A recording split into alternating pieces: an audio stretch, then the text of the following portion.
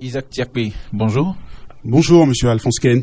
Vous êtes conseiller de monsieur Gilles Christo Olympio, l'un des hauts cadres du parti L'Union des Forces du Changement. Vous étiez là encore à ses côtés à la veille de la fête de l'indépendance où on a vu pour une première fois cette exposition sur le père de l'indépendance du Togo, Sylvanus Olympio. Monsieur Tiakpe, si vous devez commenter cette actualité, que diriez-vous?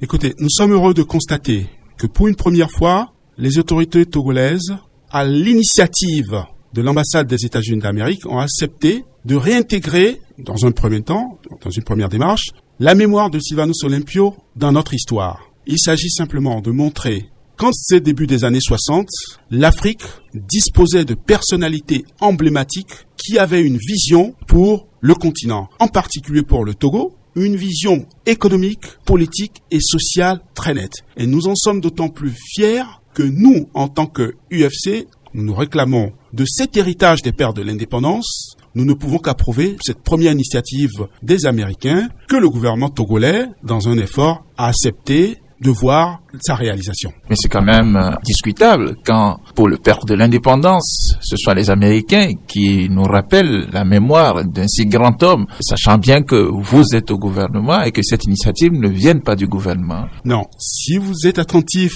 au discours de l'ambassadeur Gilmore à l'ouverture de l'exposition, c'est à l'occasion de la prise de fonction qu'il a découvert ces images de la visite du président Sylvanus Olympio. Et comme un effort est fait pour la réconciliation au Togo, il a pensé qu'il était important que, en rappelant, en aidant le gouvernement à célébrer cette visite de Sylvanus Olympio aux États-Unis, cela permettrait à davantage de transparence, à permettre aux Togolais de se réapproprier cette image. C'est simplement une démarche de passerelle que les États-Unis d'Amérique ont voulu organiser. Mais est-ce que ça se comprend, selon vous, que Faure Gnassingbé ne dise aucun mot à l'occasion et que même dans son discours d'après, à l'occasion de la fête de l'indépendance, le 27 avril, qu'il ne dise aucun mot, si tant est que cet événement entre dans la droite ligne de sa politique de réconciliation? Sa présence à elle seule suffit à montrer qu'il participe de cet effort pour réintégrer l'œuvre de Sylvanus Olympio, l'action des pères de l'indépendance,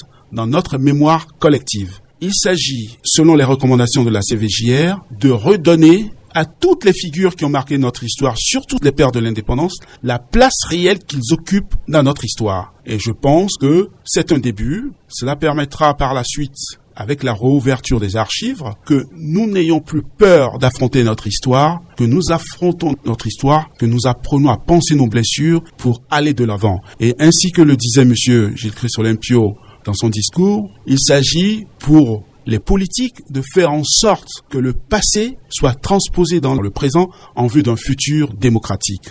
Et je crois qu'il y a une volonté, et la présence du chef de l'État l'atteste, il y a une volonté de faire que cette histoire ne soit plus occultée. Il appartient désormais aux historiens d'accéder aux archives des Américains, d'accéder aux archives des Français pour que toute la lumière soit faite. Mais l'important, en tant que politique, c'est que la figure, l'exemplarité, cet emblème que constituait Sylvanus Olympio, nous réapproprions cela. Des projets, notamment celui de construire une nation dans la tolérance du nord au sud, des projets de bâtir une nation prospère en s'occupant de la vallée de l'Oti, du Mono, à augmenter la productivité, c'est pour nous de réapprendre, de nous réhabituer à voir quel était le message que ces pères de l'indépendance ou quelles étaient ces ambitions que ces pères de l'indépendance avaient pour nous.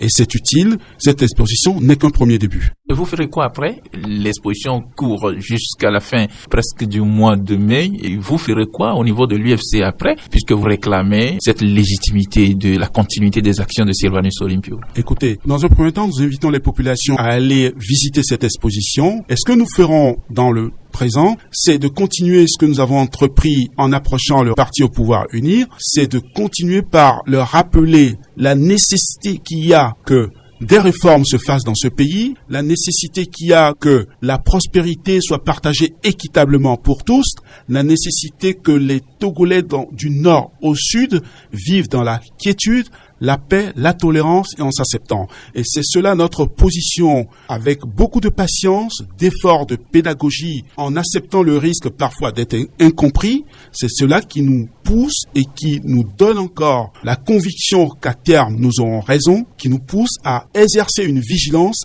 avec le poids que nous avons, avec l'autorité, le charisme, l'expérience que notre président national a, à peser sur le parti au pouvoir uni, à faire en sorte que les Togolais vivent mieux, que cette désespérance qu'on voit dans la population n'ait plus lieu. Vous parlez des réformes, ces réformes-là même qu'on espérait, l'UFC a apporté à toute la classe politique depuis quelques années, depuis bientôt 7 ans.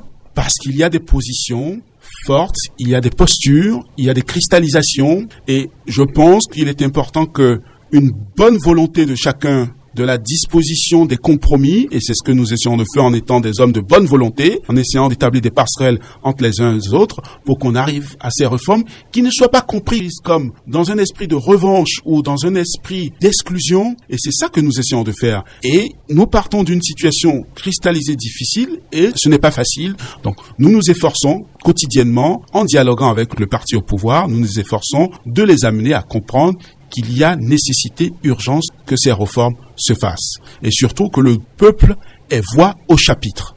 Monsieur Tchakpé, vous savez aussi bien que beaucoup d'initiatives ont déjà été prises sans succès. Aujourd'hui, on croit encore que d'autres initiatives vont permettre donc d'avoir ces réformes. Mais en même temps, on se demande qu'est-ce qui se passe entre et le parti au pouvoir et l'Union des forces du changement, puisque le départ de votre alliance est aussi la question de ces réformes. Qu'est-ce qui se passe et vous n'avancez pas? Non, écoutez, l'accord que nous avons signé avec le parti au pouvoir nous a permis au sein du comité de suivi d'aboutir à un consensus. Et sur le plan de la Constitution, la durée et la limitation du mandat n'est renouvelable qu'une fois. Nous avons aussi réussi à obtenir, avec le parti au pouvoir, que certaines réformes liées aux institutions se fassent. Nous avons réussi à peser avec le gouvernement de faire en sorte que les élections locales s'organisent. Ce qu'aujourd'hui que nous essayons de faire avec le parti au pouvoir, c'est de faire en sorte que cet accord auquel nous sommes parvenus au sein du comité de suivi de notre accord du 26 mai soit partagé, recueille la plus grande adhésion de la population.